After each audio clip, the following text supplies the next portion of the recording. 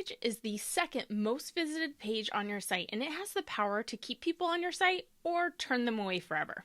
Your About page is where you start building trust, establish authority, and connect with your audience. So you want to use it to your full advantage. Hi, I'm Liz Stapleton, host of the Blogger Breakthrough Summit, and welcome to the Blogger Breakthrough Podcast.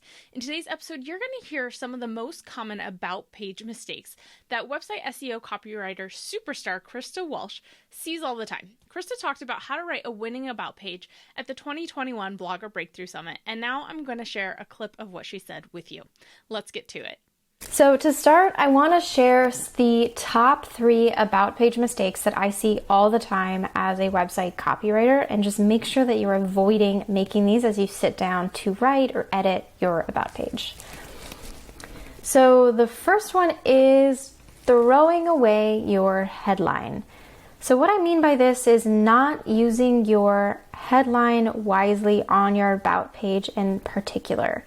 So a lot of times people will write their headline and it just says about or about me or possibly my story, or they won't have any headline at all on this page. They'll just jump right into a photo of me and here is my little bio.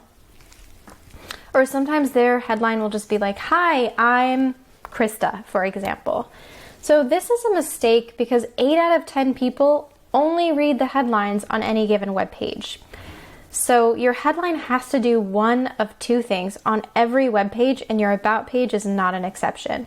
Your headline either has to give away the most important information, kind of like a newspaper headline. So for the people who aren't going to bother to read the rest, you want them to get it just from that headline. Or it has to be enticing enough to help people want to read the rest of the copy on your page. And these examples here, like just saying about or not having a headline or just simply like stating your name in your headline, those don't accomplish either of those 2 things. So here's a really great example of a common style of headlines that I see on About pages. So you have to scroll down really, really far to actually get to the meat of this page. And all we get way above the fold is About Me. And that doesn't really help us learn anything new about this company, and it doesn't help us want to read the rest of this page. So mistake number 2 is what I call keeping it corporate. So these are About pages that feel like they're ripped right from a business plan. So they have like a mission statement and a vision statement, possibly. There's not really a personal story. Everything is written from this vague we. So we don't really know who's talking to us in this moment. Sometimes there are stock images. And all of this is a mistake because remember why people are going to your About page and what a good About page does. Builds trust, it's relatable, establishes authenticity, and a About page that feels super corporate and vague and just boring does none of those things. So this is really a missed opportunity if you think you need to be super professional on your About page.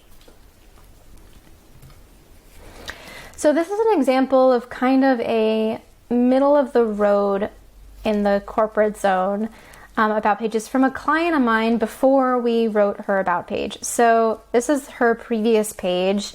And just everything from the design to how it's written just feels very corporate and a little bit boring and doesn't truly reflect the really personal nature of her service. So she says things like, "I hand select exceptionally talented, credentialed, and ambitious writers who are laser focused on putting client needs first," etc. And that just reads very job interviewing, and it's not what clients need to hear in order to feel really connected to your brand. So this was a missed opportunity for her company. So mistake number 3 is an interesting one, and it is one I see really, really often. And that is simply making your About page kind of hard to find. So usually this goes 2 ways. So either hiding the link way in your website footer and not having it in that top navigation, so you don't have a tab at the top that says About, it's just in your website footer.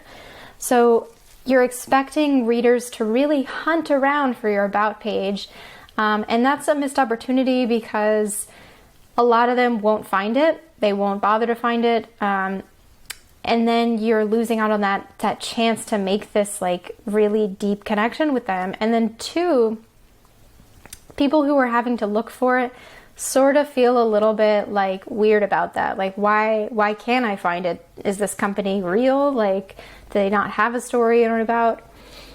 And then the second way people make their about page hard to find is by naming it something cute and warm in the navigation.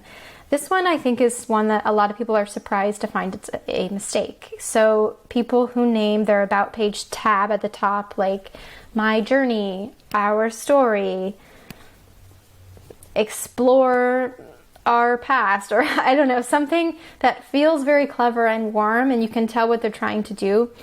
But actually a lot of people won't recognize that as an about page, and so they're just going to not find what they're looking for and feel a little weird. Also, Google likes things named really clearly so that when they crawl your sitemap, they know how to categorize a page, and an about page is something that they're going to want to pop up when somebody types in your business in Google. You want that about page showing up, right?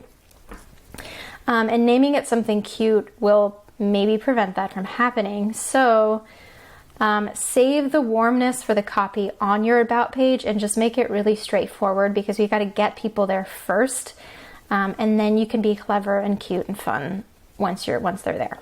Okay, hopefully this episode has given you an idea of the things not to do on your about page and what you should be doing instead. To learn more about writing a winning about page from Krista and all things blogging, head over to bloggerbreakthrough.com/podcast deal to find out how you can get access to all of the 2021 Blogger Breakthrough Summit sessions in their entirety.